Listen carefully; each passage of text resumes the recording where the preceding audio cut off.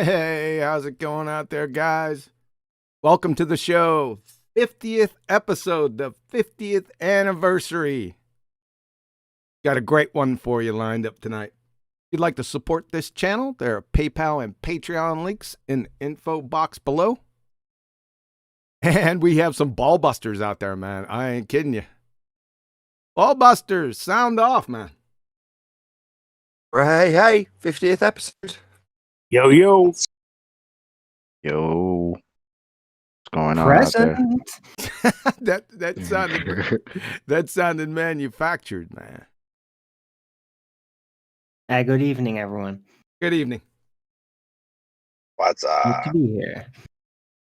50 is golden. What's good, people? What's peeping, dog? I was just watching that intro and just realized that's the best intro I've ever seen in human history. It really is, And though. that Globe Crush, just knowing the history behind it, it's just so awesome, so gratifying every time. And it's so short. Too short, I think. Maybe we should make it longer. Two weeks from now, we're all going to be privileged to witness the 20-minute extended version of that intro. Can't wait. Yes. Yeah, Adam! he's funny, man. Adam said he was going to be a little bit late, but he'll try to catch up. So what's going on out there, people? We still got Baltards hanging around. Yeah, let me check. Wiki is active, so yes, we still have Baltards out there and atheists. So yeah, unfortunately. Well, let me report. The fleet is out there.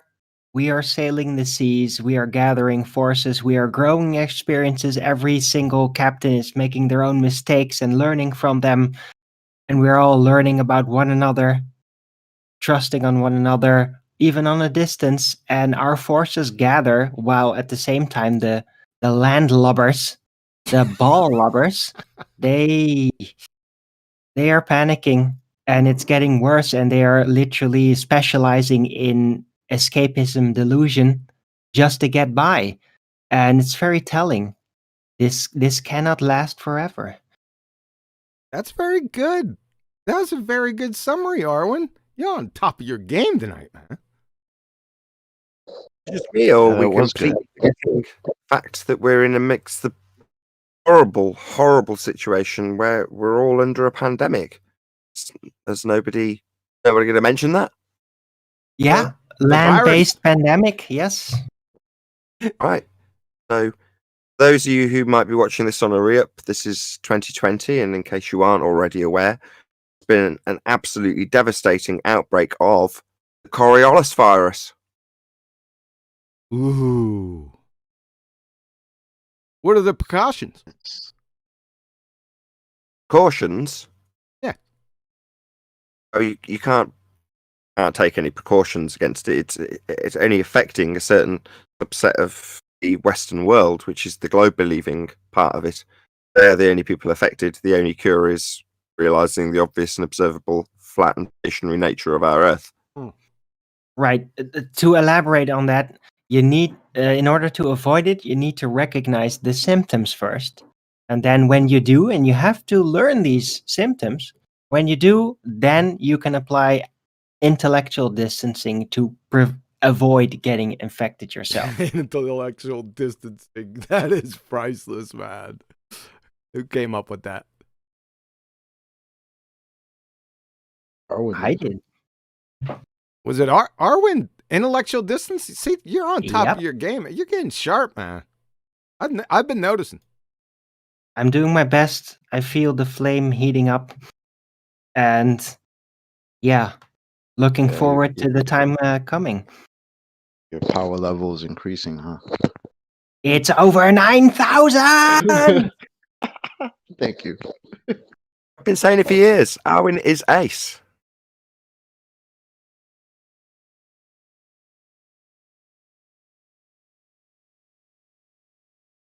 Yep.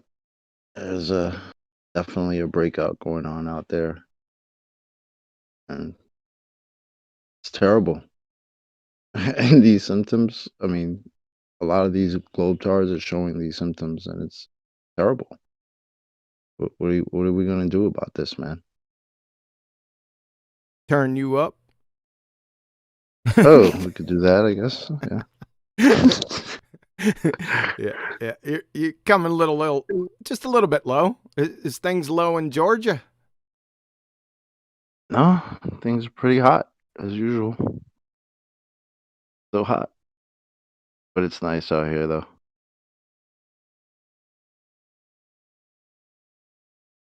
Okay, is that it? I was going to say, Yeah, I've pretty side much.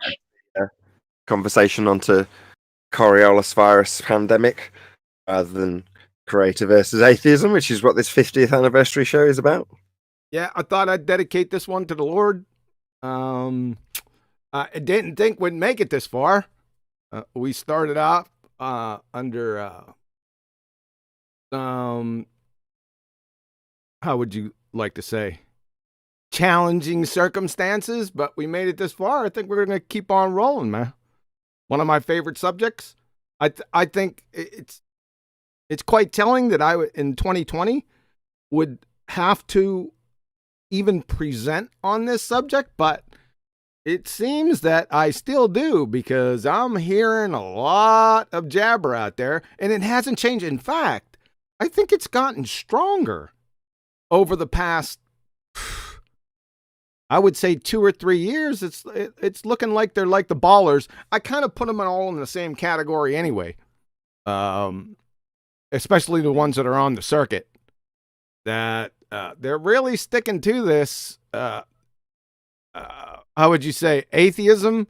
Of course, a lot of them talk about that they're agnostic. They don't even know what the term means, but they're still agnostic, and it's really untenable. For about the past 250 years, agnosticism is untenable at best, and for the past 20 years, it's just snuffed out completely.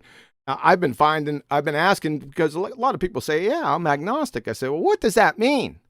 They don't even know.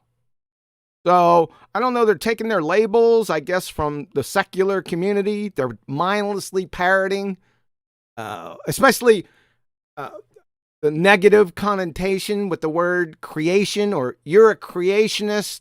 So are you, but you're too stupid to realize it, because everyone's a creationist. I'm going to show you that today. So I don't know. They're not even parroting. We got the same symptoms and effects that we have on the Baltard side. They're just parroting. Atheists are parroting this, like I said, that's negative or derogatory creationism, and they're taking up science, as their mandate to make these statements. And the actual pseudosciences and the pseudoscientists, the big guys, are parroting the exact opposite. So I don't know whether they're just making it up, or they've heard some people say, oh, those darn creationists and creationism and, scientists and science that. Well, you're not parroting the right pseudoscience, because even your premier pseudoscientists say there was a beginning. There is no question here. I don't even have to get into quantum mechanics. I can just drop anchor with the laws of thermodynamics and just sit there and put my feet up with the stogie. I mean, people, get off a wiki. I can't explain it. I wish somebody could explain it to me. After we're done here, you're going to say, oh my God, right? So I don't know. Maybe you guys got an answer? Well, you undoubtedly have this quote in there, but I'll paraphrase the quote slightly, and you can tell me you said it. The first sip of the cup of science will make you an atheist, but at the bottom of the glass, God is waiting for you. Yeah, that's really close. That was I from love that Werner one. Heisenberg. Yeah, something to that effect. The first sip from the glass of natural science will turn you into an atheist, but at the bottom of the glass, God is waiting for you. He knew that. They all knew that back in the day. Just think if he said that, because he's a Nobel Prize winner, right? Just think if he was on he was giving his Nobel Prize speech and he said that, he'd be tar and feathered, wouldn't he? I'm thinking. Maybe it would go over everybody's head and they would leave it just as is, as a philosophical statement. But it's a sign of enlightenment. He did get it. Absolutely. Hey, shout out to Glowbusters Bob for the super chat. Thanks, Bob. He said the existence of a creator is patently obvious. Yes, couldn't agree more. We're going to get into some details surrounding that. I'm going to provide the background information for that today. We're not going to get into the scientific evidences. The presentation is kind of long. I didn't want to take it out that long, so we'll make it in 2 parts or 3 parts. I'll just go on feel. But we're going to definitely establish the foundation and the pillars today. Before you start, can I be a little pedantic? Yeah. And say that technically an atheist is not like, yeah, they are created, but an atheist, specifically the word itself, points at the thought, right? So you can't really say they are creationists because it's a different mindset. So it would be technically slightly wrong, but I think What? you meant they are, of course, created because that's absolutely inevitable. Now they're creationists, they just don't know it. How do you mean? I'm going to show you here in the presentation. I'll point it out when we get there. Where do their thoughts come from? Right. You want to have fun? Get a whole group of them together and have them define the term. I watched. Just do. Go ahead. You do. I want to do an extra shout out to Bob Nodell of Globebusters, not because of the context of his super chat, which is true, but because of what super chat itself represents. How any long-term watcher of Ballbusters will recognize the significance of that super chat. Thank you very much, Bob Nodell. Yes, sir. Yeah, shout out to Bob. So, like I said, back to the topic, 3.5 years ago, somewhere around there, 3-4 years ago, I can't exactly. I was watching Hangout, and it was a bunch of atheists, and the topic was, what is atheist mean? Or what does atheist mean? This went on, I am not kidding you, for 2 shows, better than 9 hours, where they never came to the conclusion and they all fell out with each other. I am not lying to you. They were holding late night candlelight vigils, right? And they can't define the term. I'm going to define it for you in here in a few minutes. But I find it pretty hilarious.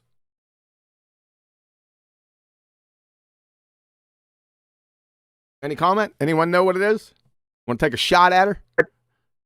I was going to ask, but I didn't think it was an appropriate time to just flat out ask. No, I don't know who you're talking about. Who is this exactly? Oh, what show was it? Well, who are all the individuals you're referring to? Oh my goodness, I can't remember them all. There were so many. It was on the Steve McClown of the Clan McClown's Non Sequitur show back in the day. Okay, I can imagine. Yes. I can't recall. A bunch of trash. There was a lot of people on there. I can't recall all their names. But you know, the usual suspects. So no one's going to take a shot at her then. All right. Fair enough. Well, I was just going to say, by the end of it, I was just going to reiterate what you were saying to lead you into a bit of a deeper explanation, but by the sounds of things, that's not needed. No, it's not. Usually, you'll get the usual definition. That atheist is the lack of belief in a creator or a God, right? Well, you see, the problem with that is you never define something as to what it's not. Like, if I was trying to define a banana and I said, well, it's a lack of axle grease, you'd look at me like I had 25 heads, and rightfully so, right? Because that's not defining the thing. Everyone follow that? Common sense. Or it should be anyway. Hey, thanks for the token chat show up. Appreciate it. Too funny. All right, you Yeah, I guys just want seem... to thank you for not keeping me on mute. Yeah. 90 Oh, that's watching. right. I forgot, Rob. Yeah, I caught your message, Rob, and I left it. I got you, man. I took him off mute, so I'm golden for today, right? Yes. Well, we got 90 watching currently, Yeah, so we did. Yeah. I caught up with Rob Keane, right? It took me 25 shows, but I got you, Rob. You buddy. All right, let's rock and roll, man. Since you guys are all motivated. Anything else? Let's go. yeah, we got a big crowd. Just saying, 90 watching. So, How many atheists? Count them well, up. according to you, 0. They just don't know it yet. According to me, 0. That's the correct answer. They just don't know it. So, like I was saying before, you hear all this if you're out, not only in the genre we speak about, but if you're out there in secular society, if you're looking at Facebook, all the social medias, it doesn't take much. You'll hear somebody talking about creation, either derogatory or a negative connotation, like, oh, creationist or creationism. He's a creationist. Yeah? All right? Yes, so are you. You're just too stupid to realize it, right? And then like I said, your mandate, the foundation that you're saying these things are because you're on the side of science, right? Wow. Even your pseudoscience priests know for absolute fact that there was a beginning. Creation, making them creationist also. So let's take a look, see? Creation. We got some heavyweights here. I got Alexander Vilenkin, Professor Paul Davies, and the late Stephen Hawking. Let's see what they have to say about this issue. From Many Worlds in One, Alexander Vilenkin. It is said that an argument is what convinces reasonable men, and a proof is what it takes to convince even an unreasonable man. With the proof now in place, cosmologists can no longer hide behind the possibility of a past eternal universe. There is no escape. They have to face the problem of a cosmic beginning, right? Wow, he's pretty stern about this. Most of the times, these pseudoscientists, they'll kind of waffle on certain topics. He's not waffling here. He's coming out, he's saying this with some authority. Now, he doesn't say why here, but it seems that he knows something. I wonder what he knows. Take a look at Paul Davies, Professor Type 1 each. Again, the universe can't have existed forever. We know there must have been an absolute beginning a finite time ago. Again, we're in the same situation here. He's saying it with authority, with certitude, right? He doesn't give the reason why, though. That's troubling, right? Especially if you're mechanistic thinking in that vein. But that's all right. We got the late Stephen Hawking to come and explain why.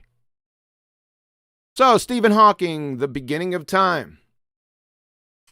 This argument about whether or not the universe had a beginning persisted into the 19th and 20th centuries. It was conducted mainly on the basis of theology and philosophy, with little consideration of observational evidence. This may have been reasonable given the notoriously unreliable character of cosmological observations until fairly recently. The cosmologist Sir Arthur Eddington once said, "Don't worry if your theory doesn't agree with observations, because they're probably wrong. But if your theory disagrees with the second law of thermodynamics, it is bad trouble. In fact, The theory that the universe had existed forever is in serious difficulty with the second law of thermodynamics.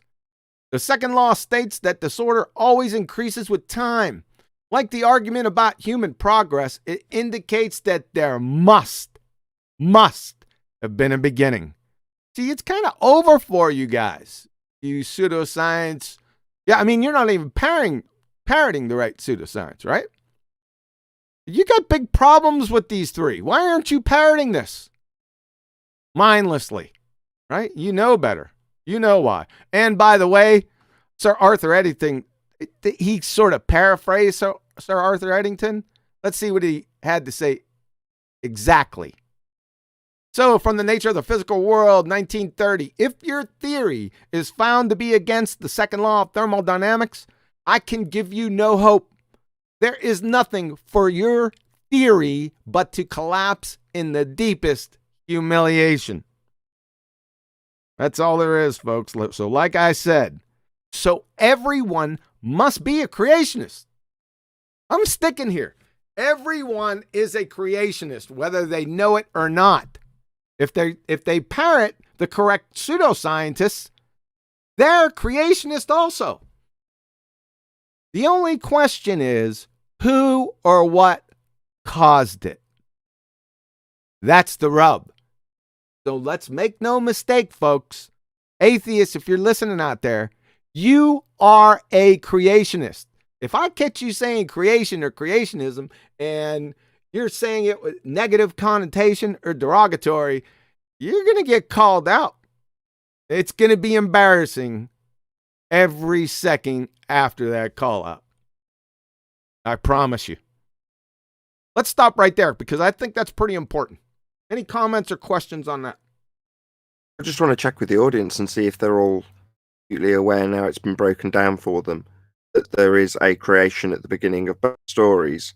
Obviously, the next thing we're going to move on to is the ontological primitives. But from here, is everyone in the chat acutely aware that you all have a creation at the beginning of your backstory, regardless of who you are? We got 101 people watching, so 101 creation. What would you call them? Creationists? They are creationists. Yeah. Let's see. You just want to stop it. Go ahead. I was going to say you want to stop it coming through as like some negative slur against you as a Christian or anybody else in that matter when it's said in that derogatory tone. When I hear you describing it, what I picture is the contrast when Math Powerland said the words flat earth on a video. It's just the stark contrast between him saying it in a context that's non-derogatory versus them saying creationist fundy. I was going to interrupt during your presentation. I can't remember who it was. You know, it's like he's a Nobel Prize winner. Imagine if he said that during the acceptance speech. And I was going to interrupt and say, yeah, you can hear him all tutting going, bloody fundy. Warner Heisenberg. Yeah, fundy. Warner Heisenberg, right, Mike. The quote I came out with, right, or paraphrased. Exactly. Yeah, they're all tutting and going, bloody fundy, bloody religious bad. Yeah. Too funny. I can essentially stop right here. I really could. There's a lot of sections in here I can stop and just drop anchor and then forget about even talking about anything else because it's all over right here. All right? But we need some more background to see exactly where we're at. Before you jog on then, John, could I say good evening and apologies? Tea was running late, mate, so sorry. That's fine.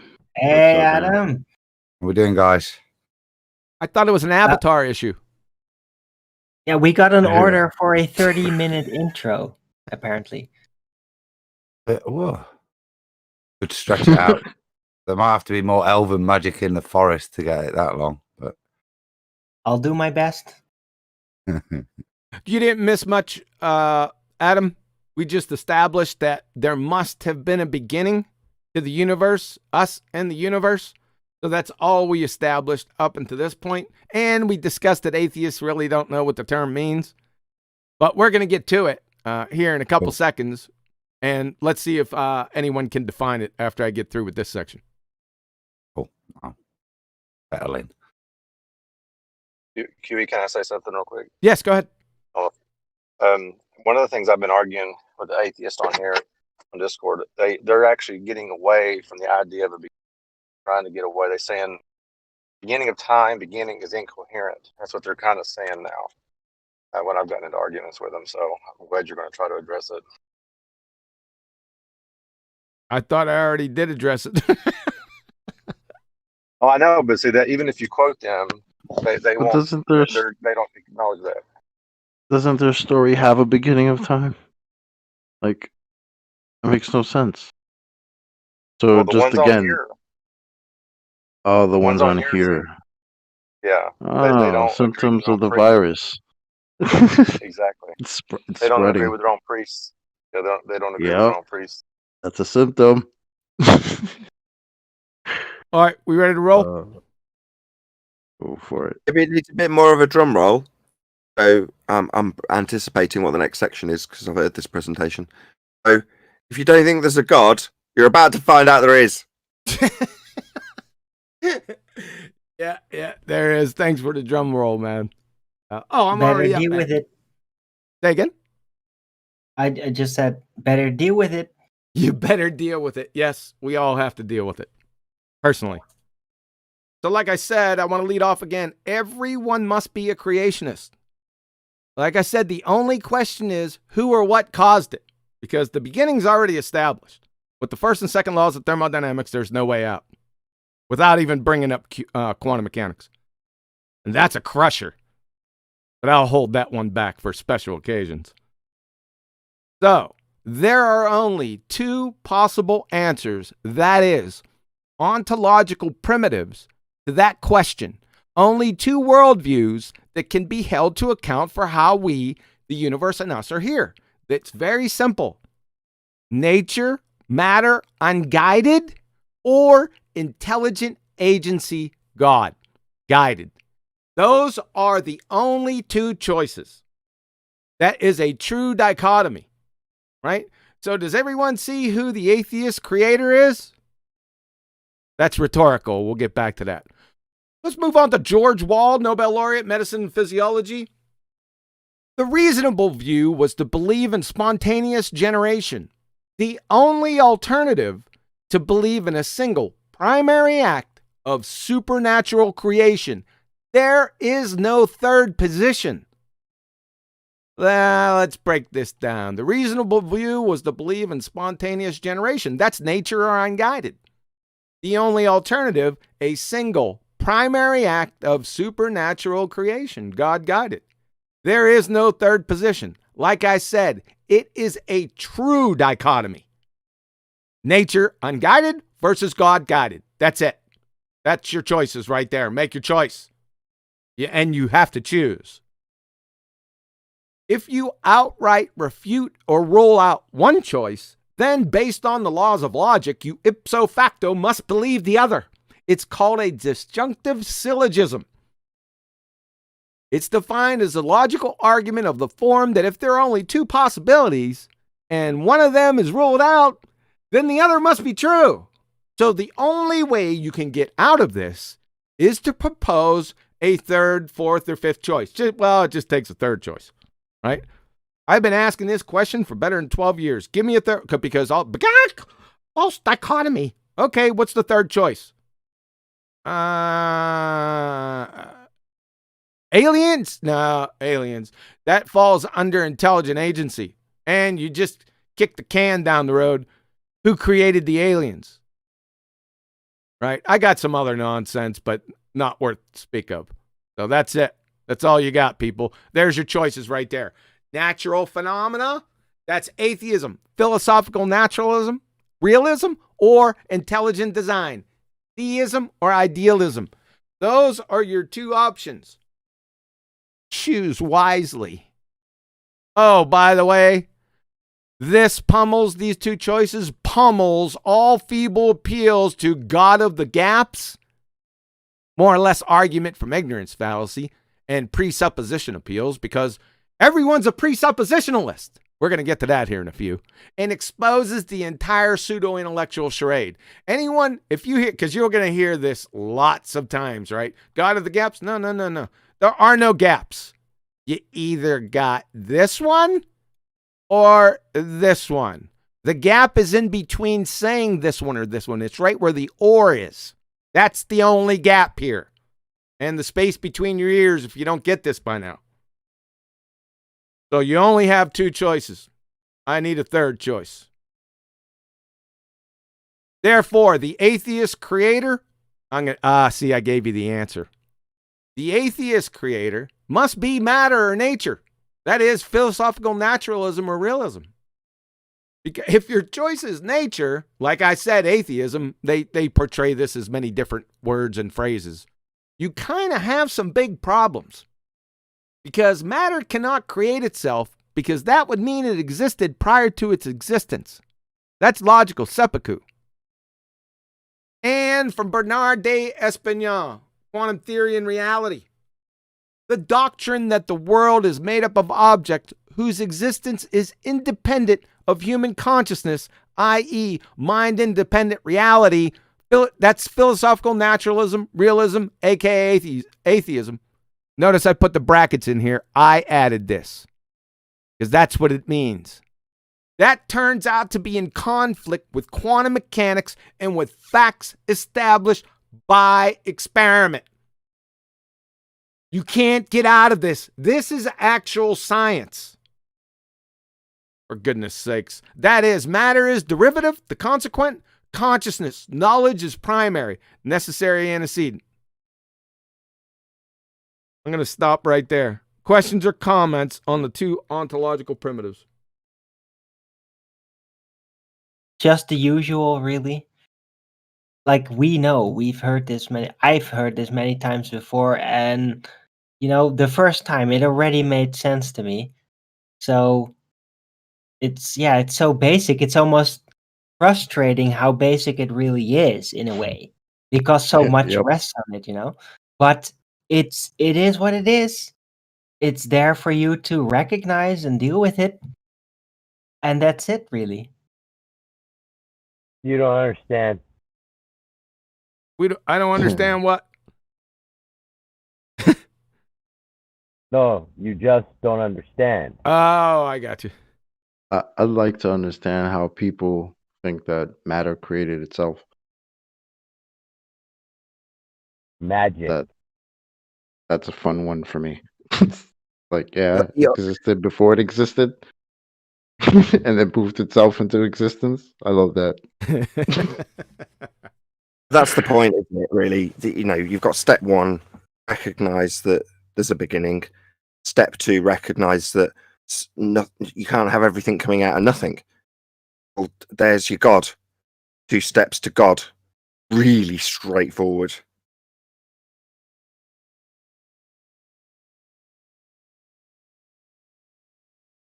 Yeah, I agree. And I think Arwen's right. It's like so basic that it's like almost like you don't even want to talk about it anymore. It's like, okay, and next.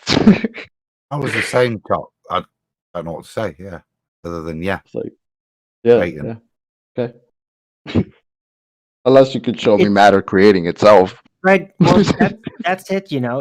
It's the alternative. What is the alternative? The alternative is a hell of confusion and just dwelling in darkness, trying to somehow reify something.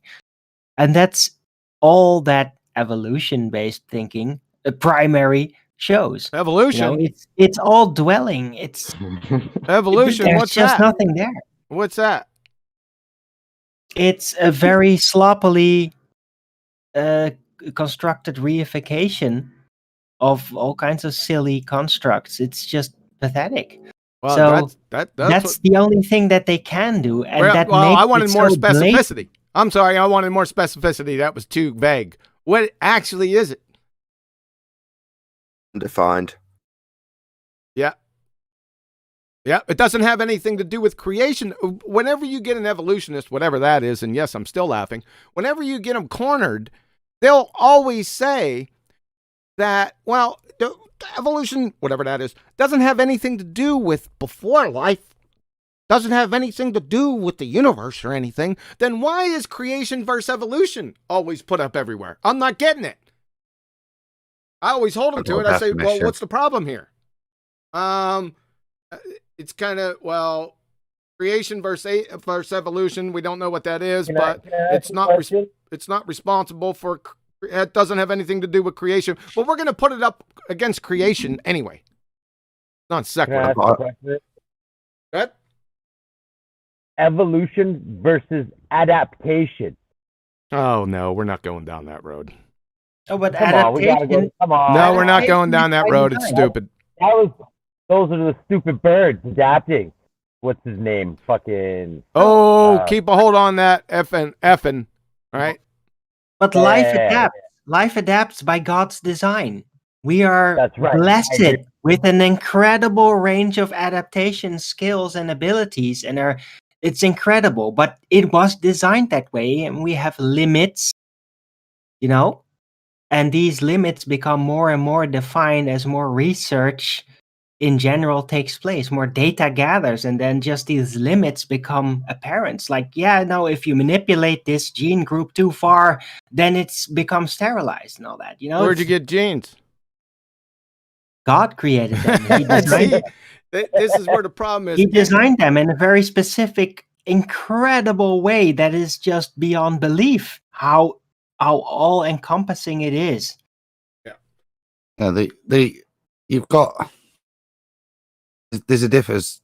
I'm not sure. Was it Paul mentioned there adaptation, and whilst we can marvel at the way in which the majesty in which nature does adapt to its environment, what we're not talking about there is the programming, genetic program that was put into place by God for creatures to be able to adapt slightly within their environment.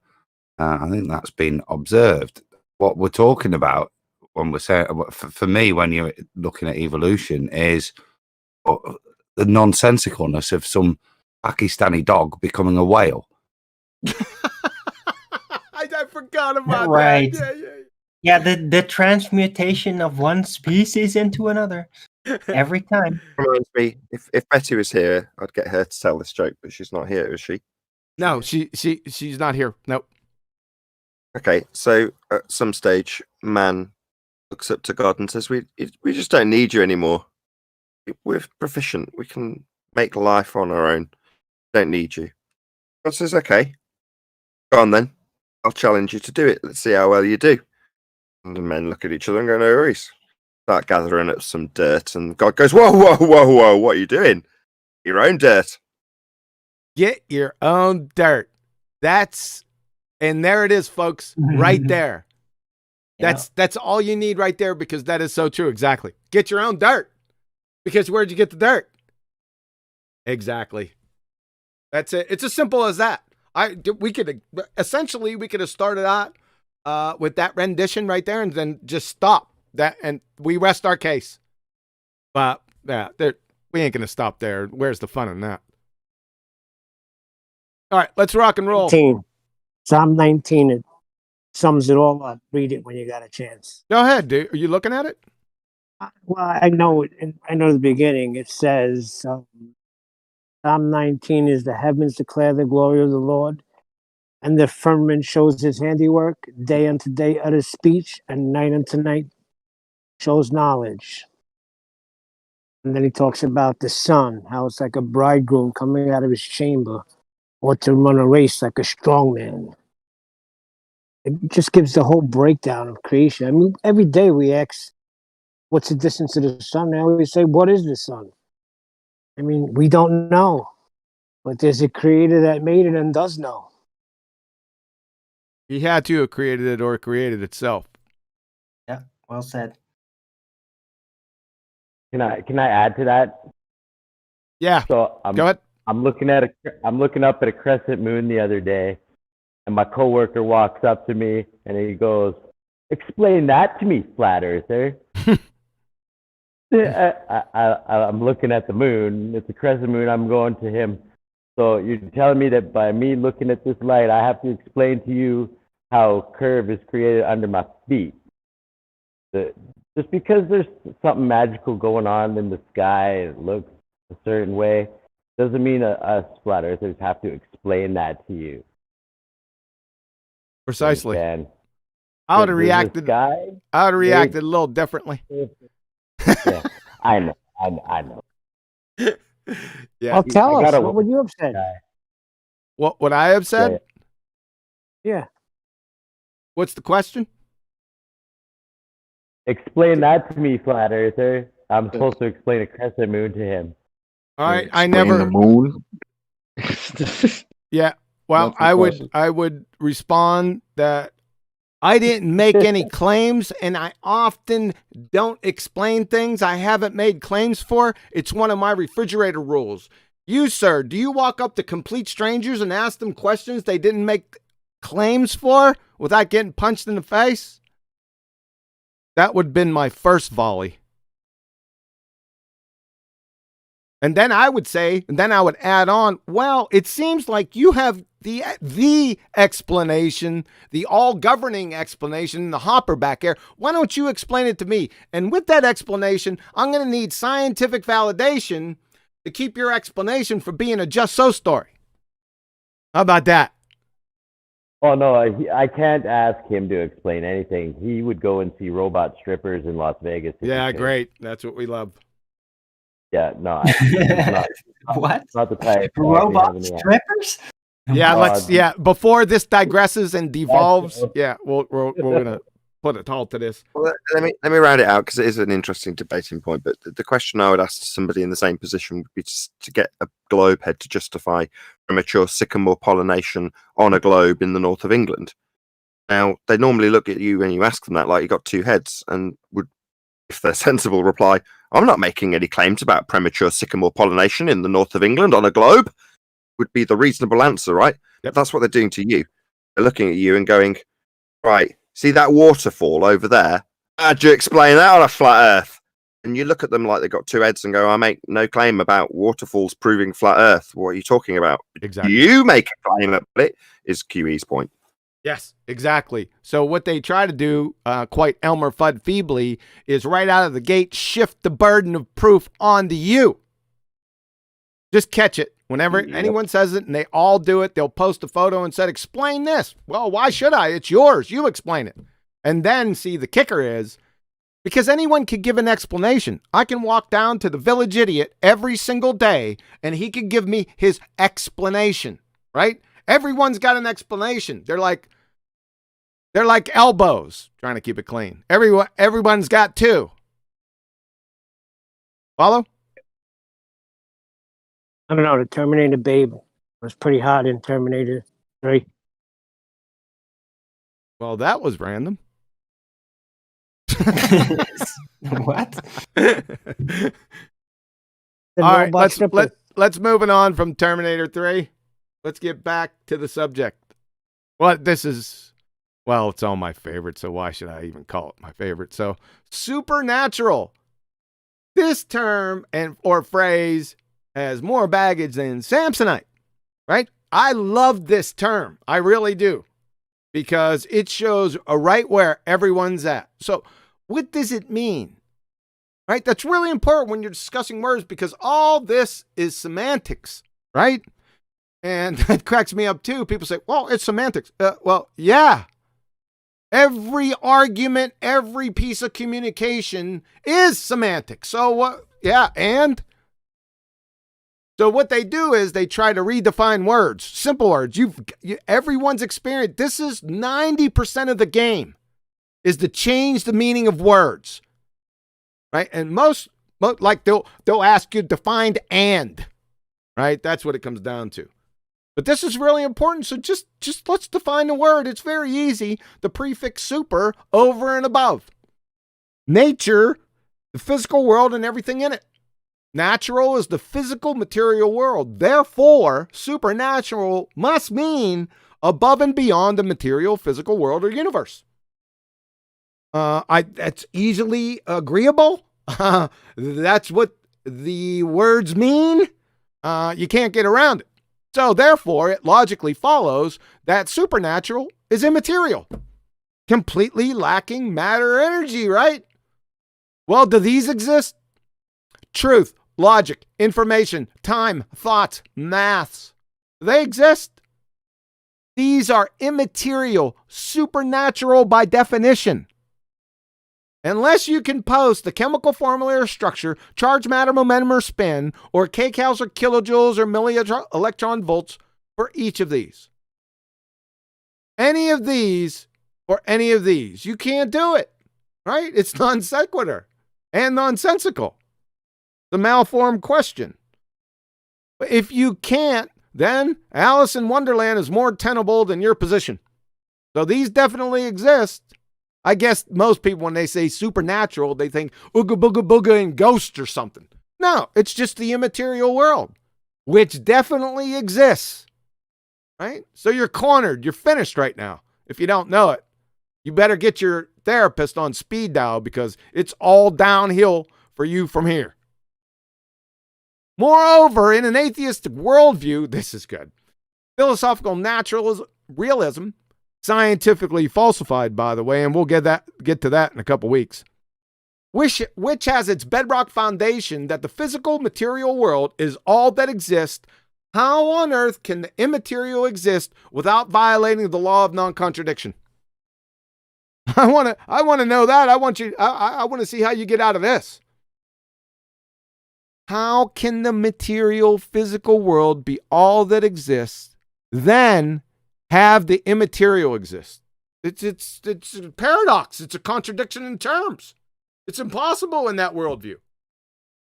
These truth, logic, information, time, thoughts are again by definition supernatural. So if you're an atheist and you believe that these exist, truth, logic, all these guys, then you must be a supernatural atheist. I like that. That's what it means. That'll give married bachelors a run for their money. Essentially, this is so preposterous and so incomprehensibly absurd. This is how it goes. Atheists or agnostics or whatever, they're adopting the Christian worldview by using immaterial, that is, thoughts, truth, logic, information, using the very tenets their religion must deny the existence of as the vehicle or medium to present evidence against the very thing they can't believe in, a creator, the Christian worldview. This is preposterous, man. Absolutely preposterous. Logically, it's a Hammer Me C4 fire scenario. It makes the $6 million man crash and burn look like a fender bender. It's tantamount to attempting to falsify air, all the while breathing in vast quantities to reach the invalidation. And this is key. Therefore, every single atheist is a presuppositional kleptomaniac. Why? Because they're stealing and using my worldview to clumsily attempt to falsify my worldview. Stop doing that. It's a train wreck, man. It's a train wreck dumpster fire. Everyone get this? Comments, questions? Yeah, I particularly like this because the moment you ponder position, you're violating your own position by way of thought. You're thinking about it, right? That seems very supernatural. So while you ponder on it, realize that you're violating your own position by thinking about it. Well, it's even worse than that. It's even worse than that by this philosophy. And I had in my youth paranoia attacks because of this realization from an atheist perspective, is that the thinking and the consciousness from a materialistic perspective is a side effect of the matter. So it just, you are nothing. Like, it so degrades the very process of consciousness itself just by that standard. Well, the way the atheists to get around it, when I've talked to them about this immaterial aspect of information, so to speak, is the thing that you're talking about is the information. So it's still material in their mind. You understand what I'm saying? So when you're looking at something as a tree, the tree has information. No, wrong. So it's, I know, Yeah. but that's what the atheists say. Yeah, well, they can say whatever they want. The tree, you said it has information, but it's not information. Where's the information in the tree? We're going to get to this here because the next subject is information. I'm just asking, where's the information in the tree? Well, they're even saying the thoughts, because it's carried chemically in the brain, that the information in the thought is physical. Really? They still Okay. All right. Fair enough. I've heard them say that. So it's carried chemically in the brain. Fair enough. So I'm thinking of a pink polka dotted chartreuse elephant. What's the chemical formula for that?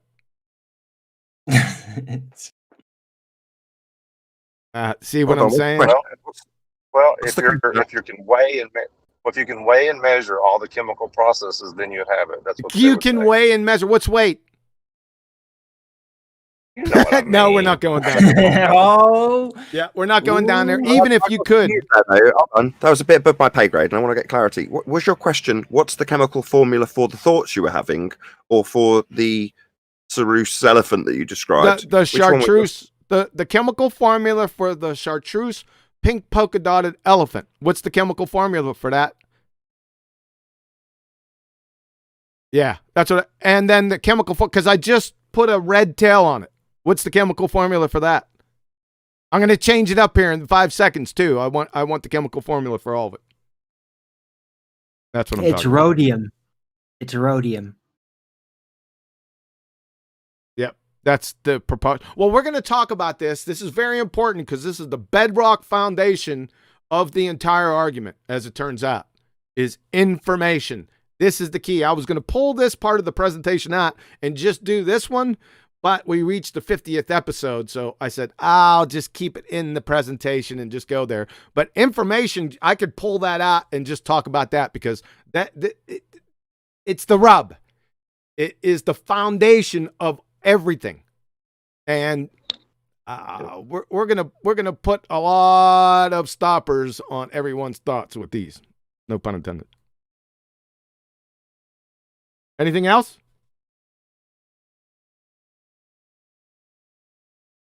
There is no place left to go intellectually, spiritually, or materially. The realm and everything in it is created. Well, hold on. Are we going to get to there is no tree? Is that going to be part of this presentation? Not in the context you're thinking, but we're going to get to something in that vicinity. Yes. Okay, cool. I'll look forward to it. All right. Information. This, like I said, this is the key. It's the foundation of 3 of the 4 proofs. It's the foundation of about 25 of the 26 proofs I got, but information is the key. Like Professor Paul Davies says, information is more than just a description of our universe and the stuff in it. It is the most basic currency of existence, occupying what theorist Paul Davies terms as the ontological basement of reality. Now, Paul's close. He's one step away, though. It's not the basement. It's the first floor. Because information is the consequent of what? Of its necessary antecedent, a knower, an intelligent agent, the creator. That's it. I was going to say that. Yeah, yeah. All of the actual sciences, that is physics, aka quantum mechanics, genetics, biochemistry, chemistry, parts of biology, are all information sciences now. Don't let this go past you. This is one of their top pseudoscientists, and at least, hey, I got to give him credit. At least he recognized it. Even though he was wrong, he's in the ballpark, right? He recognized the ontological basement of the issue, how important information is. Right? So what is it? Remember, defining terms, what is it? It simply is the communication or reception of knowledge or intelligence, from Merriam-Webster, right? It's all encompassing, very short, complete, comprehensive, and exhaustive. Just take the root word, inform. To inform. What does to inform mean? Right?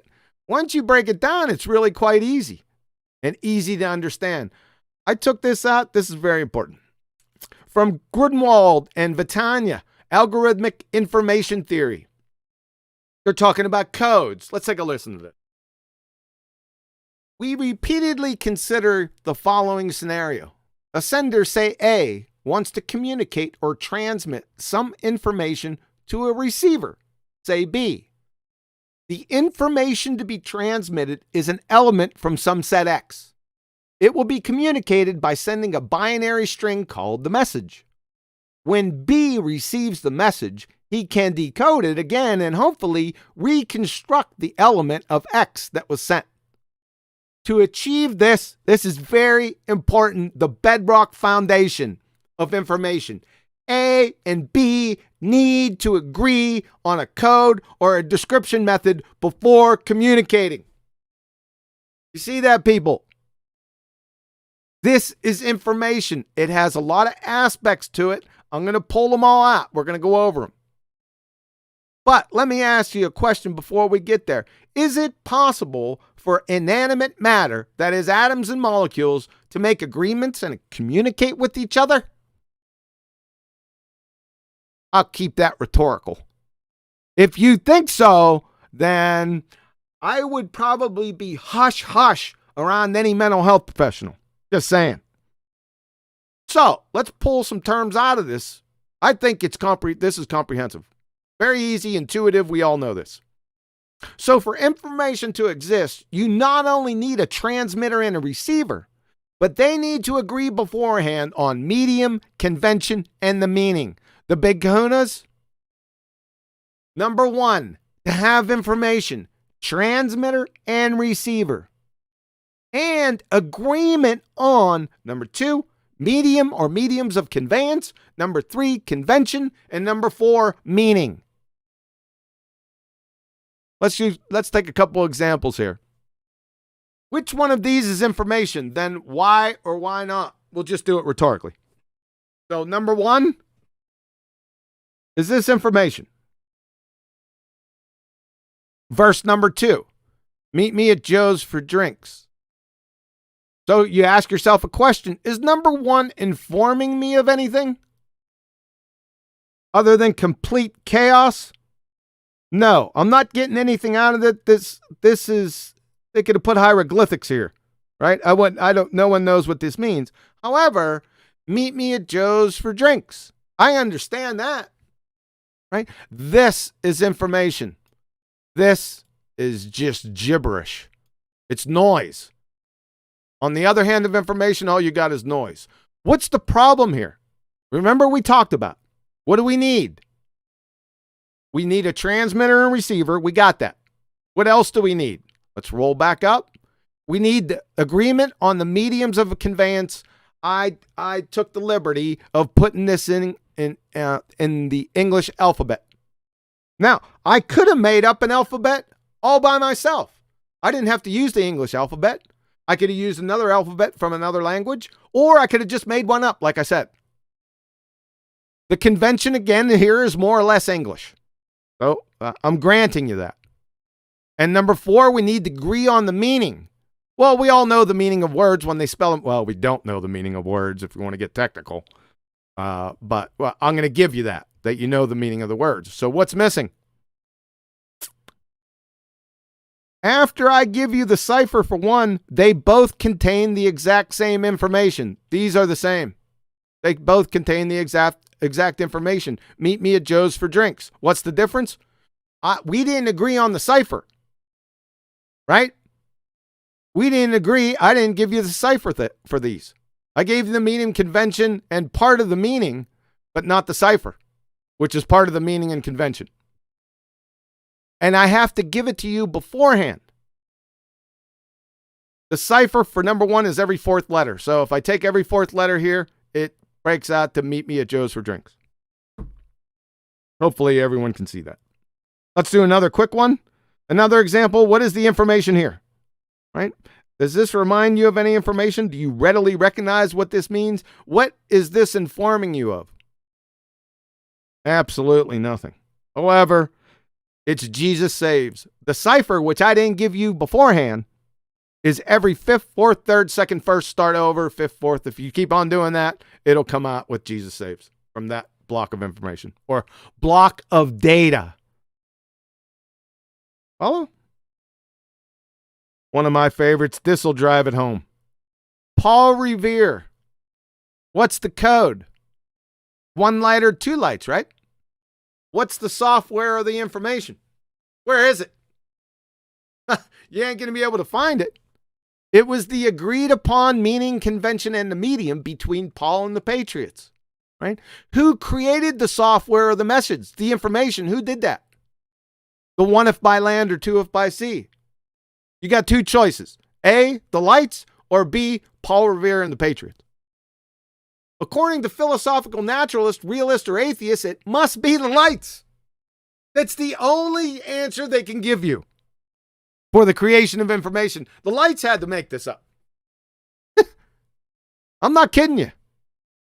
What would have happened if Paul Revere never met, agreeing on medium, convention, and the meaning with the Patriots and sent signals random like 1 light or 2 lights from the Old North Church? What would have happened? Not much, right? Save for we might be having tea and strumpets daily. Moreover, like I said above, was it the lights, the medium, that coordinated the meeting?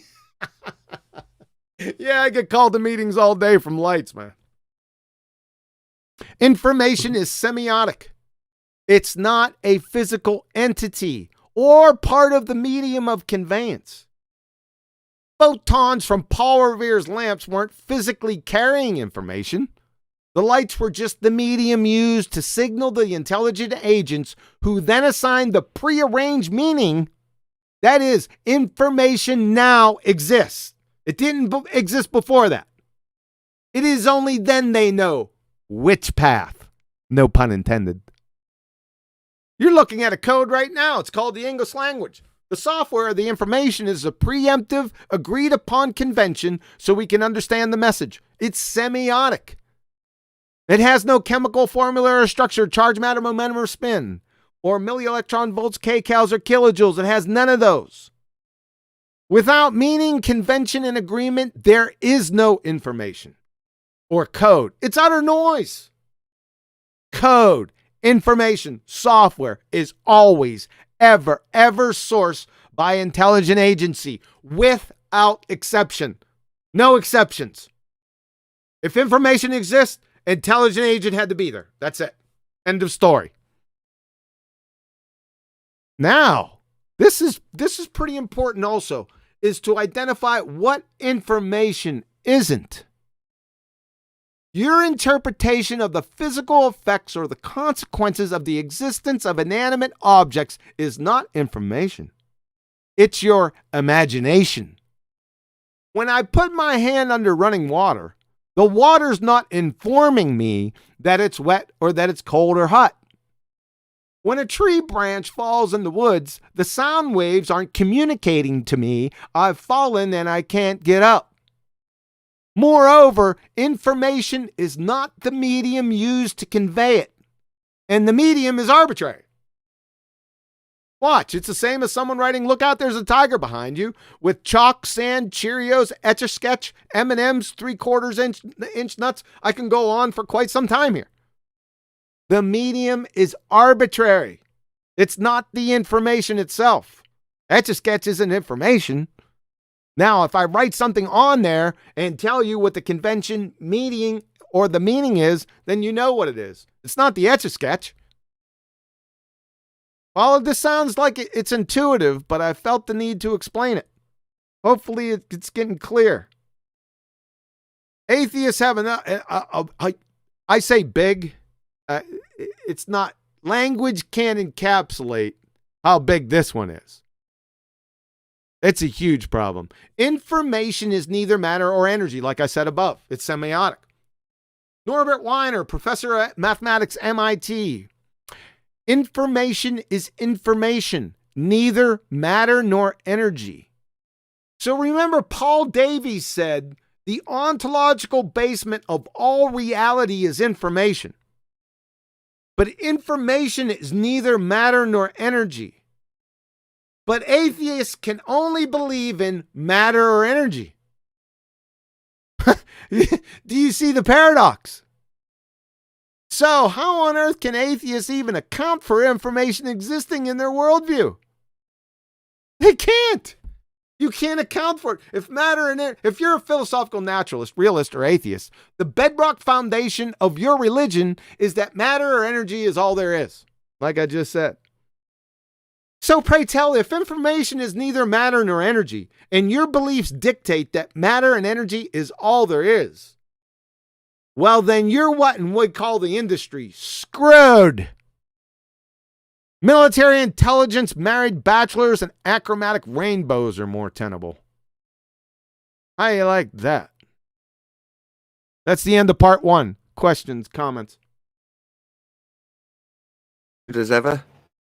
Part 1. This is part 2 going to be part of this show? No. Oh, okay. That's the end of this presentation for this show. Oh, bummer. Yeah, the presentation is just so long. I wanted to break it up, and I think establishing this, we're going to review it for the next presentation. We're going to go over the scientific proofs in the next one. I wanted to focus solely on those guys also. We'll review this, but I wanted to establish the foundation now. I mean, I really don't even have to go to the proofs, right? The atheists, you're screwed. It's over. I totally agree. It's a good first summary for the 3 steps. Acknowledgement that you've got a creation at the start. From there, what was the second step? Oh yeah, you've got God, you've got creator, as opposed to everything coming from nothing. Then the acknowledgement of intelligent agency through way of information or the supernatural. So yeah, I think it's a good foundational step for this show. And why not keep it nice and concise, easy? Why not? Well, thank you. Can I do some shout out? I love that. Yeah, hold on a second. on. Hold on a second, Chocolate. I would wind got these a lot up of before Superchats. you guys get started. Hold on for a second. Some super chats, some shout out. Appreciate it. Unicorn layers her eyes. He says God existence is evidence throughout our world. Yes, sir, it is. Unitox Femu. I am putting €2 on the creator. Win at home by 3 to the odds are 3-0. Yeah. Brian's logic. Appreciate it, sir. Is that what they call? Is evolution dependent on mutation? No. You say yes. Is mutation dependent on what they call evolution? No. Uh-oh. We can get into that at another time. Oh, Rob Keene. Arwen is ace. Woohoo! Thanks for the super chat, guys. Go ahead, Arwen. You started off. It's you. Yeah, great show. I knew what it was gonna be, what it was gonna be like. You know, it's what happens when you take the responsibility of carrying that, in a broader sense, unpopular torch of the winning side of the argument. And yeah, I knew what it was gonna be. I've heard the arguments many times before, and yeah, this realm and everything within it, and our consciousness, even in the indirect sense, and all the information it's created.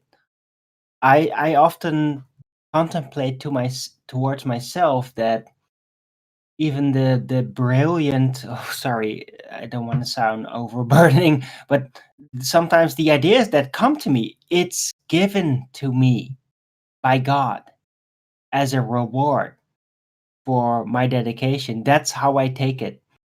And that's just like, it's all God, guys. It's all of it. It's, you know, the more you let go of your own self in the face of what God actually does and can do and what he can provide for, it's amazing. So, but just, yeah, take heed, you know, manipulations.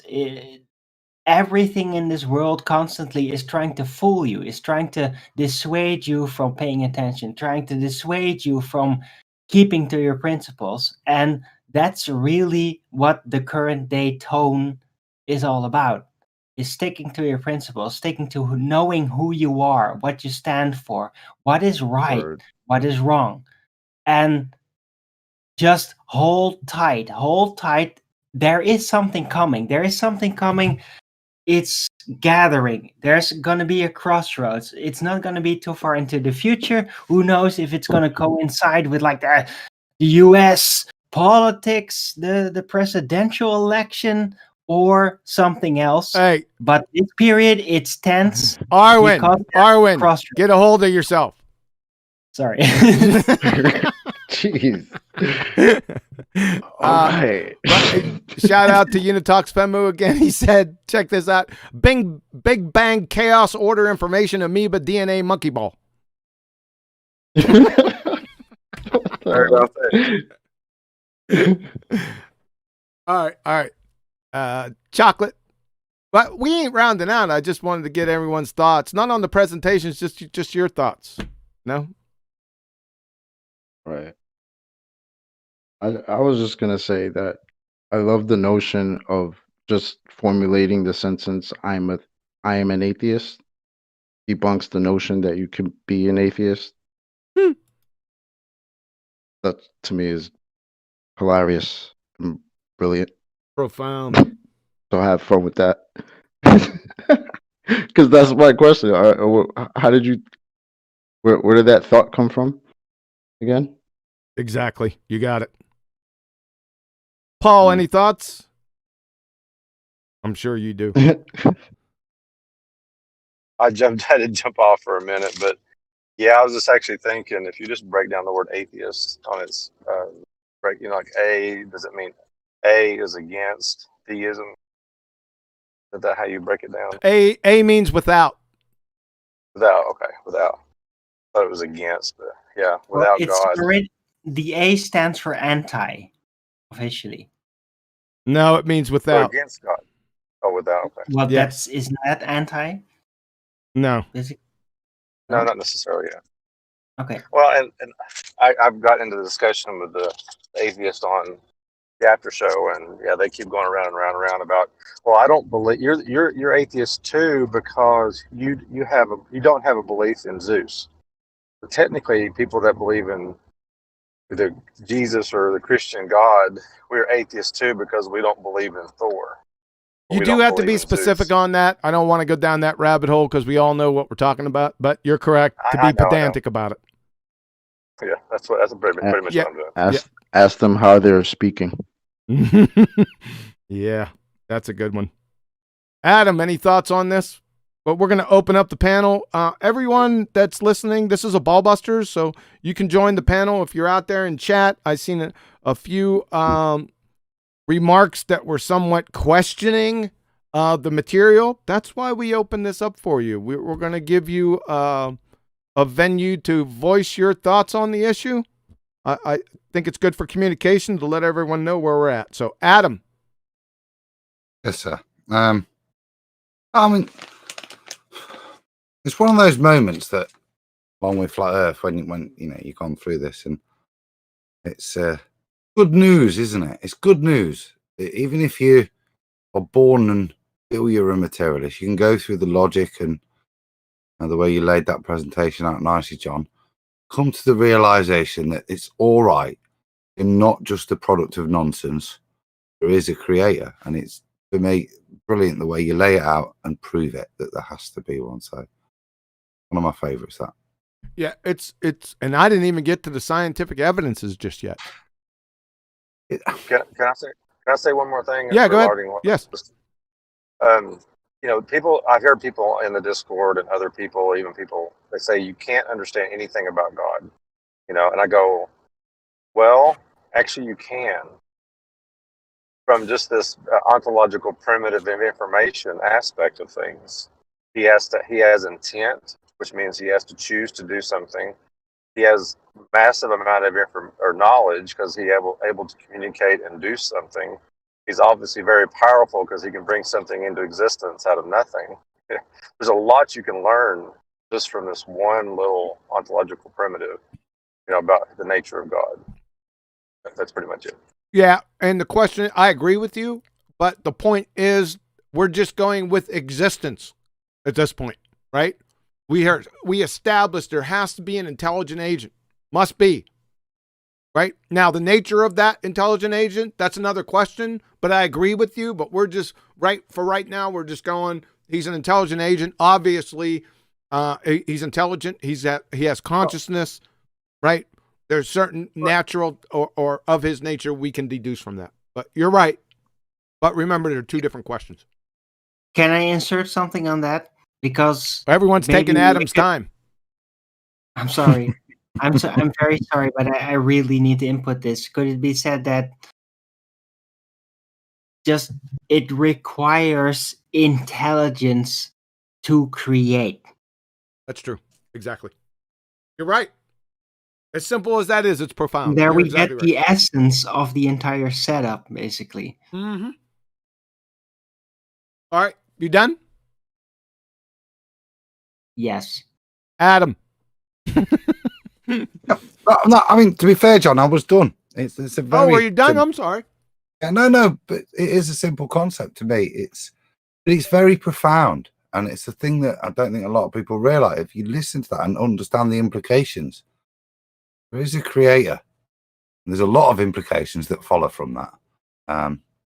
Maybe that's why people do run away from that reality. It's a tough thing to realize and then actually deal with. We're here for a purpose, and part of the world we live in, the way in which people are justified in their abhorrent actions is there is no purpose to us being here. But you get that message and you lay it out like I said beautifully. It's a lot more important than just proving the point. Has bigger implications. There is a purpose to us being here. It is ingrained within the design, within the essence, within the frequency that we can follow, within what we learn. So I would like to contest that notion. And and can I say one thing about information? And within information, it's the ability to say yes to some things and no to others. Correct? Because you have to say, I want to do this, but I don't want to do that, or I want it to be this way and not that way. That's the nature of information, which also implies choice. That's another thing, another aspect. It's where you are with your consciousness and what you can deal with in the moment in time within the spectrum of information available to you. Nathan, where'd you get the you? Yeah. Yes. It was given yes. by God. And your thoughts on the subject material, not the presentation itself, just the background subject material. I know that you think this is slam dunk. It's over. I've covered it already. I mean, other than summarizing exactly what the presentation's about, recognition that you've got a beginning, recognition that there must have been a creation to that beginning, unless you're going to violate the first law of thermodynamics, and that there must be an intelligent agency. I just think that that is a good enough summary to lead into maybe people on the panel giving us their views. The other thing I wanted to add was out of the back of what Adam said, which is that appreciation of Adam's statement leaves a lot of people quite angered. Because having a nihilistic kind of, it doesn't really matter, the world's an empty soup of expanding nothingness, it doesn't really matter. Most people will have an outlook and a way of behaving as a result of that worldview, and leaves them in maybe behaving in ways that we might not. Now, I don't have any particularly dark skeletons in my closet, but for a lot of people that listen to this presentation, might start concerning themselves with their skeletons that up until this point were inconsequential to them. Just saying. Yes, sir. Chaos increases entropy. Nathan, you also touched on one of my topics I love to talk about. Purpose implies you're made for a reason. And if you break that purpose, it implies a moral imperative. You understand what I mean by that? Implies moral what? Moral imperative, like oughts. You ought to be a certain way. Purpose implies you're here for a reason, which implies a moral imperative or ought. You ought to be a certain way or ought to do certain things. So if you can remove purpose, you remove ought. Yeah, like Descartes said, I think, therefore I am. All right, sir. Nathan, I'll leave you had the con to get other people's thoughts, whether they have questions or comments. Listen, I'm surprised there aren't a lot of people in here, being that the intellectual elites out there are all atheists, it seemed. I mean, they're the learned ones. Well, come on in here and learn us. I mean, I want somebody to come up against this presentation and then start tearing down the points. I really would. Coherently, cogently, please. So it's on you, Nathan. You want to go through the hangout? You got the con, sir.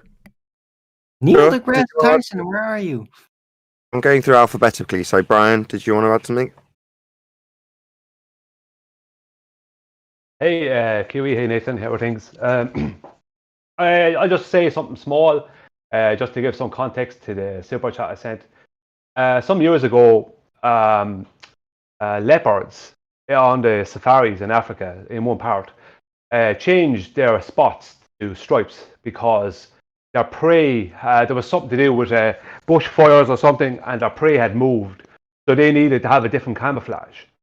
So my point was with the super chat was that just because that happens now and again, things like that, because it's a necessity, mutation doesn't, like evolution that we were taught as we grew up or what it was, needs things to mutate. What? But mutation doesn't need evolution. No. That's what No. Well, is the claim not that I was once a monkey? No. You have to define it. I don't want to get into an evolution discussion, but no, mutation has nothing to do with it. Well, I'm only going off of the basic teaching of what evolution is to people as they okay, are what in is it? school. Okay, I want to do it. Define it. It's that we all started out as jellyfish and mutated to the point of being humans. Could we stick with the leopard? And I think the point we were talking information earlier, the implication of mutation is random and it isn't. Exactly. That leopard changed and gave it stripes. Now to put the stripes in there, it's not random. The information for the stripes is already there. Exactly. That's where I was headed, Adam. Thank you. Yeah. Right, stripes don't I totally agree. randomly out of some color pattern. It's there. It's supposed to be striped. That's why they are striped. Yeah, but what Adam's trying to say is that if we wanted to get deeper into this, which is a lot of fun, because I love when they say mutations, because you have the protein coding regions of DNA, but then you have the meta instructions. That's the information on how to use those different proteins, and how to express them. Who, what, when, where, how, what, how much, right? So if you say mutations, then a mutation would have to occur not only in the protein coding region. That same mutation, sometimes it's completely beyond chromosome 30 when the protein construction is on chromosome 1. It's separated by time and distance, and it has to make the same mutation in the information. How does it even know to do that? And how would it do that anyway? And how would it, what's it? Right? So that's how crazy this is. When you said mutation is a trigger word for me. Sorry about that, Brian. I think I know what you're saying, but go ahead. Go ahead, finish your point. Sorry for rumpusing you. No, I understand even saying evolution and mutations is a trigger word because I understand that you have obviously background knowledge and learning on this. So it was just very simplistic. As I was taught evolution as I was growing up in school and different off of programs on TV, it's that everything mutated from a jellyfish and became a human. But mutation that we see in nature, like I only use the spots, the stripes thing with the leopards as an example. That doesn't mean, just because spots go to stripes, doesn't mean I used to be a jellyfish. That's it. Thank you. Yeah. Too funny. You should listen to Dell go off on this, man, about his mutated fishes, shagging other mutated fishes. I loved it, man. I tried to tape it. I think he took it down. Dell, you need to put that video back up because I didn't get a chance to tape that. If you're listening out there, get that one up, the mutated fishes one. Okay? I digress. Go ahead, Nathan. Sorry. Hey, next up we got Dyslow. How you doing, Dyslow? Can you hear us? Any questions, comments, opinions? That's Dyslow. That's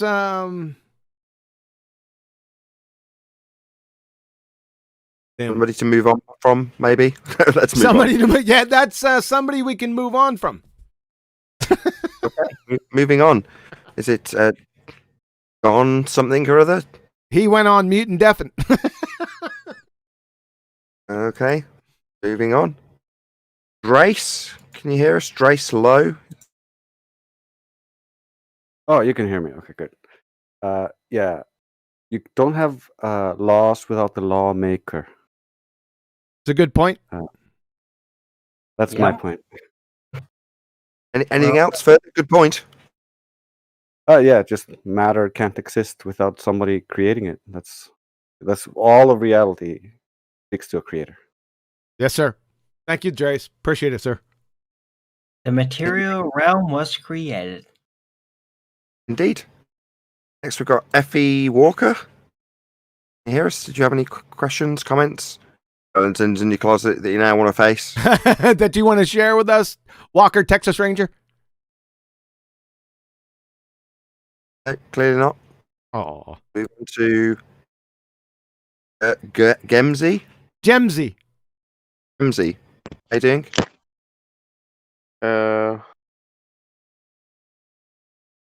Any questions, comments? He came off mute. Hey, Gemsy, drop out and come back in again. Come back to Gemsy maybe once he returns. Yes. There he is. He's back, Nathan. Take him off server mute. Can you give us a quick sound? I check got and no. then- There you go. We got Yeah. you now, Gemsy.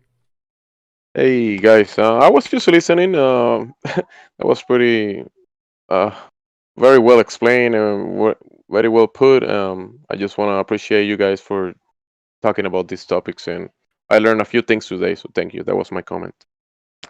Absolutely my pleasure. It was a labour of love on my part. And I'm not going to deny the level of work and effort I've put into this. So thank you very much. I really do appreciate it.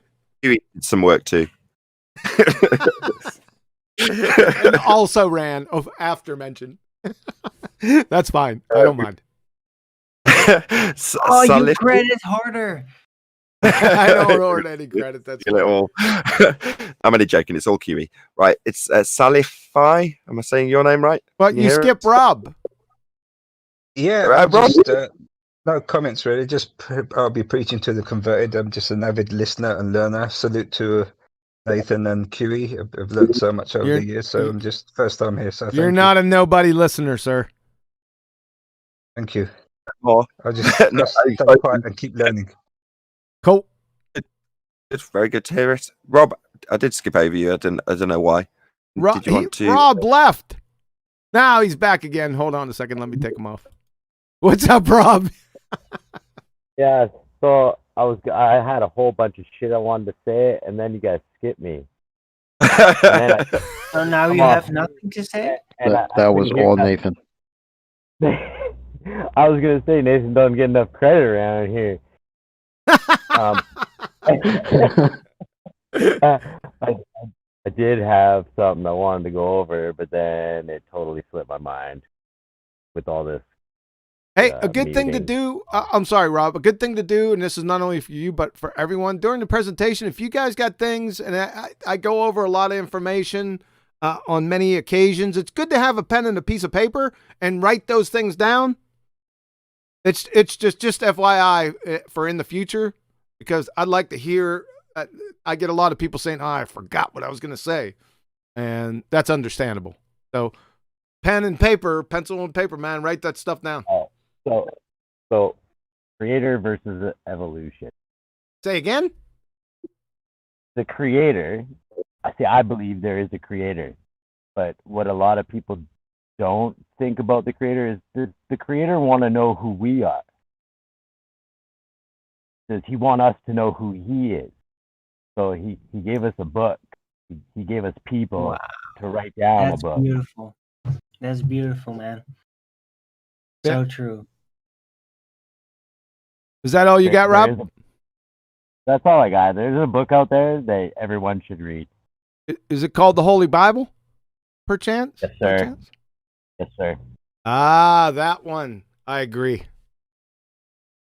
Thank you. Pleasure. Great show, guys. Great show.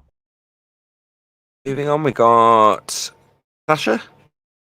Hear us? Any questions, comments? Yeah, hello. Always nice to listen to you, Quentin, John. And yeah, I can only say if you could tell me this what you said now, like 30 years ago, would be nice. Sorry about that, man. I was like I in that time I thought it was atheist, refusing God a lot. But when I remember the time, I never ever, even I was atheist, was believing in Big Bang and how to say. Did I lose you? I think I don't know the second word for oh my god. Yeah. For the how humans, not mutation. How I forget the word. Evolution. Evolution. Yeah, oh my god. What's that? Yeah. That always was in my mind like that. Well, and I want to ask you something. It's not connected with this issue. This morning I presented one Denmark guy that Alice and Bob.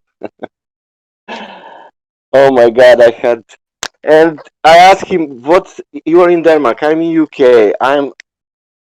We have a curve in front of us. I'm going down with the ship. You are going down to the ship." And I asked him, "Where are you going with the ship? Down, straight, or up?" And he said, "I'm going straight." And I asked him, "How you have curve if Welcome you are to going Flat Earth. straight?" Yeah. And then he said, "If we take a rope, that rope will go through the air, from the Bob to the Alice. But if we take the ship, the ship will go straight." And no drop, right? Ship doesn't need to worry about the drop. Yeah, but he gave me an example with the rope. If we have the rope will go through the earth. And I said, that means that we have a bulge between you and me now. That means that your ship is going up now. And he said again, no, it's going straight. And that was it. Masters of double speak.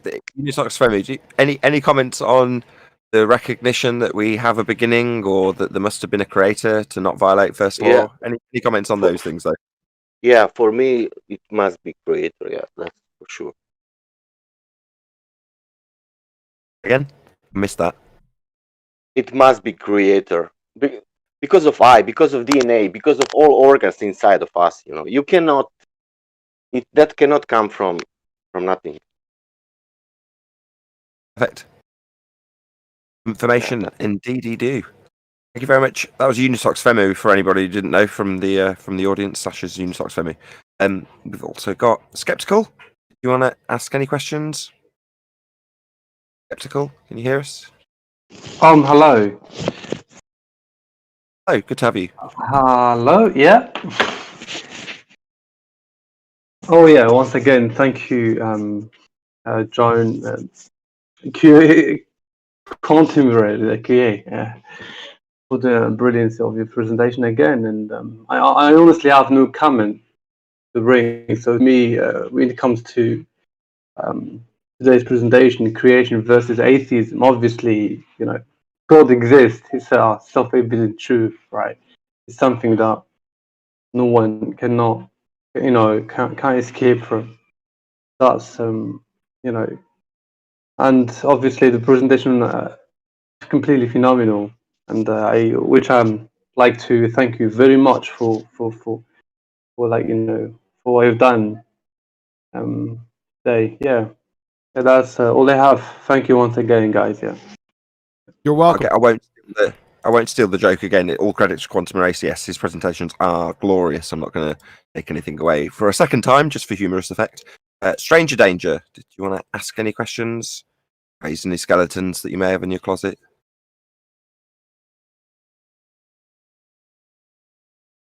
Hear Stranger Danger? You're all lit up. You might want to drop out. Ed, drop out and come back in again. What did I miss? My phone died. Just pop Stranger Danger back on mute, and we'll go to the next person in the list, which is Sunny one, you hear us? You're We real hear you. low. Is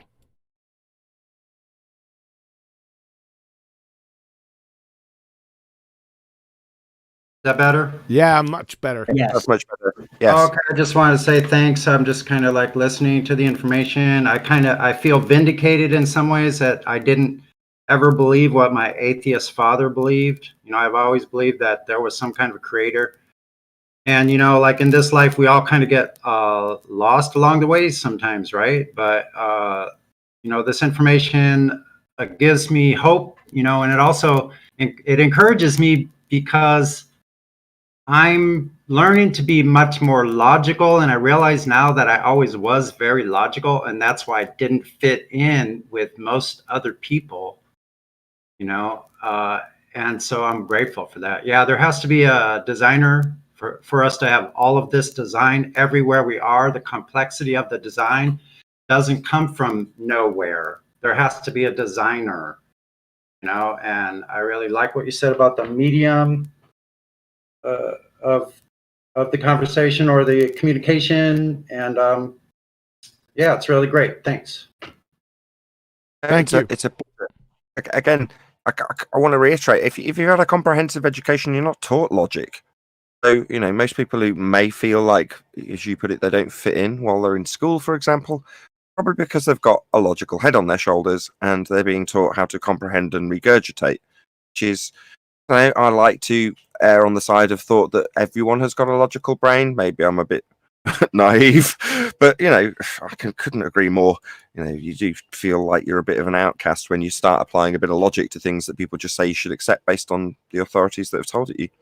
Last but by no means least, we've got Travis. How you doing, Travis? We got two more, Nathan. Oh, have we got two new people? I'll have a scout at the list myself. Yep. Travis, can you hear us? Around at the moment. We'll go to one of the other people and maybe come back to some of the people we missed. Okay, we've got Luluka. Can you hear us, my friend? Any questions, comments, reconciliations with the creator? Hey, everybody. No, I don't have any comments, just listening. I agree with you guys. Keep up the good work. Well, thank you very much. Also got... Who else have I missed that's Neil. Oh, Neil. Neil, did you have some comments? What I miss? There's a God, Neil. There is a God. Oh, that's without a doubt. Come on, look around at creation.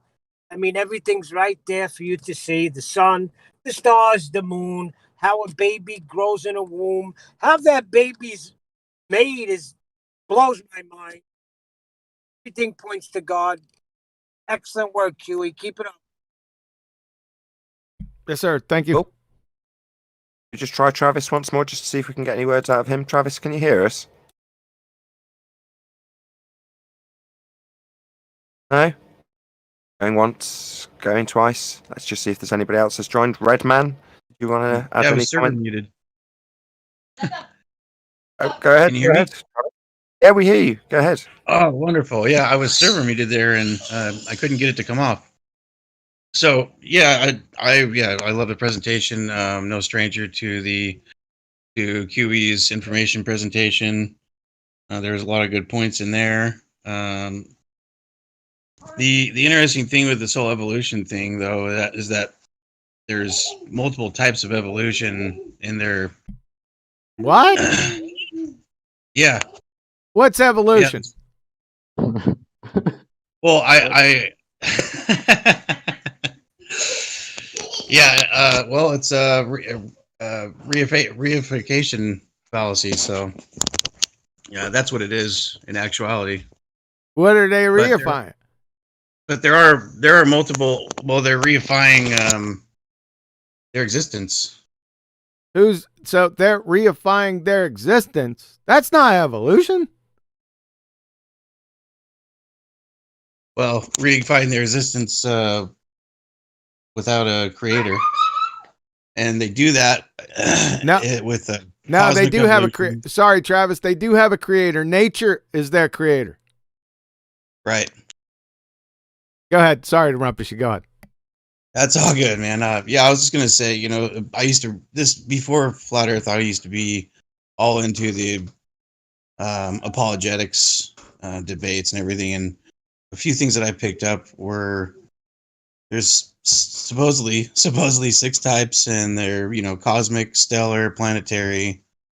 There's one more that I can't remember, but chemical evolution, macroevolution, and microevolution. Microevolution, though, being the only true type of adaptation or evolution that we actually can verify and witness. And Goodness, I'm going to have to jump in again and rumpus you. You can't put adjectives in front of the word you can't define and have it have any veracity. So what is evolution? Yeah. Undefined. it's the selection or deselection of genes. It's a Right, let's sloppily try put together Travis. concept. Hold on, Owen. Just try this, right? No one's picking up on it. I do it every time this comes up. QE, if you'll indulge me, I'm just going to trigger you and you'll follow from there, I hope. Evolution. Yeah, evolution. What's that? So we need to just. Go on. Go on. I was going to go on. Go on. I was just going to say it's undefined. It's just some bullshit word I'm using here. Well, what I was going to say is and I'm going to challenge, and you're going to hear this again because I just had a recent debate with I don't want to say a well-known evolutionist, but he was on the panel of the P.Z. Myers evolution presentation, and he just so happened to show up in 24/7 Flat Earth Discord the other day. So that was really nice of him. CRISPR, you got fried, didn't you? Make sure and listen up. Either this Tuesday or the Tuesday after, you're going to be hearing it. But I digress.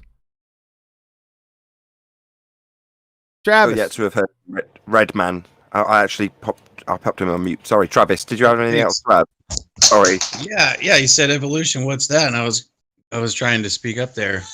But what it is it's microevolution, and it's the selection or deselection of genes. Essentially, evolution is microevolution. Yeah, microevolution is the actual adaptation feature that living organisms have. But wait a second. Before we put an adjective in front of it, this is my point. What is evolution? It's a reification fallacy concept. Here we go. Adaptation. Progressive evolution. Am I being asked a question?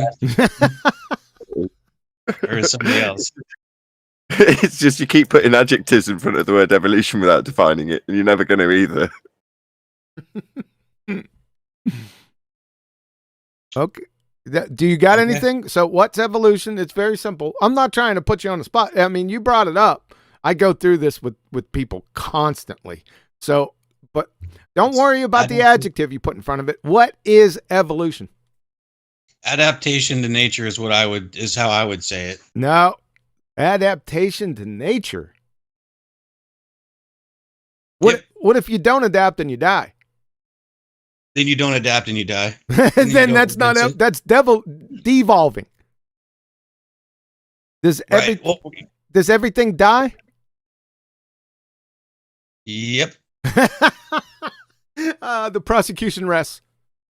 But everything lives until it dies. Stays alive till it dies. So evolution is adaptation. I'm going to have citation for that.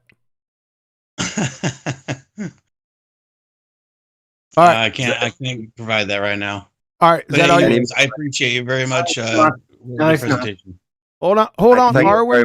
Evolution is supposed to be adaptation beyond the normal reach of the capacity of the species. That's incorrect. That's evolution. How about guys against control? Hello. The advantage. Thank you very much, Travis. All right. Yes. All right. Thank you, Nathan. That's all right, Travis. Right, Red Man. We'll finally get to you. That's all good. No problem. I got to go back and go. I just got off work. I was just popping in to see what the topic was for the day, and I got to go back on YouTube and watch it. All right, how y'all doing? Very good. I can summarize it in a very few words. There is a God. Oh, I know that. Hey, we're all sweet then. Thank you very much for your input. Yes, sir. Cool. That's it, Kiwi. I think that's everybody. I think we got one more Earth passenger. Earth passenger, indeed. Yes. Did you want to add something? Earth passenger. Mike's all yours. You're not a Discord passenger. Going twice. Oh, that's it, I'm afraid. Right, I think that's it. We've got all the comments and queries, skeletons we're going to get, I think. Yeah. Hey, Nathan, let's go through the... Hey, listen. Hold up. Go ahead, Chocolate. I want to actually give a shout out to all the 24/7 Flat Earth Discord fam that showed up in here, that spoke up earlier, and everybody in here, like Gemzy, Luca, Drace, Redman, obviously, Sunny. It's good to hear y'all in here. It's very cool. Shout out to you guys. Shout out to 24/7. I thought I seen Jose in here earlier too. I seen him for a second. I think he had to go. Yep. Shout out to Jose. All right, listen up, guys. Ballbusters, we'll just go with you. Final thoughts, channel shout outs. Arwen. Yeah, ARWIJN.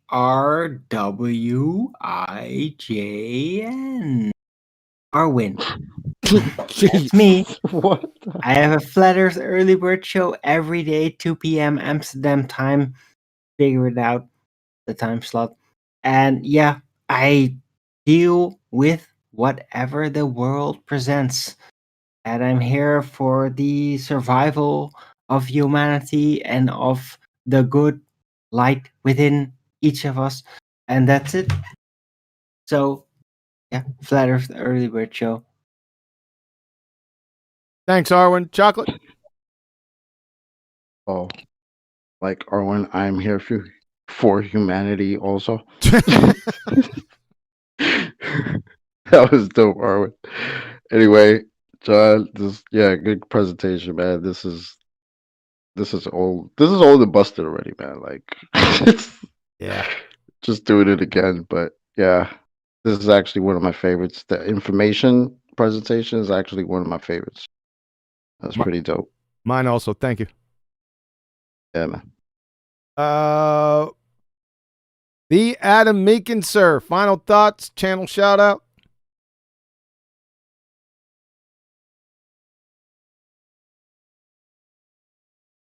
That's what I thought. I know he's into tea time or something. Get it? Shout out to Adam Meekin and Iron Realm Media who go out on a Friday night. Be Here or Be Sphere. Iron Realm Media. Maybe Adam will poke his head back in. Nathan, sir, take us home, man. Is that everybody on the Ballbusters panel already been accounted for? Oh, Adam. Oh, you were the last one. Okay. Massive thank you to everyone who joined us live. Obviously, massive thank you to Quantum Eraser for putting together such a marvelous presentation. And of course, a massive thank you to all of you who joined us on the interactive part of this live show. There is a brand spanking new Flat Earth Debate Uncut and After Show going out on the Nathan Oakley. That's my second channel right now. So be here or be sphere on the Nathan Oakley channel for Flat Earth Debate.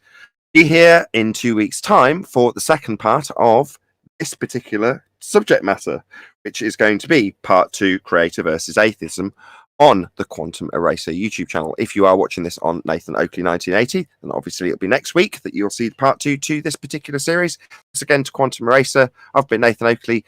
Tune into brand new Flat Earth Debate Uncut and After Show over on my second channel. Thanks, Nathan. Thanks, guys. Everyone on the panel. Everyone out there in the audience. As I said, too, I just want to echo some of the people saying that the information part of this presentation is the death knell for atheism. Just remember, he said, I am that I am. That's all you need. Reckon with him. Out.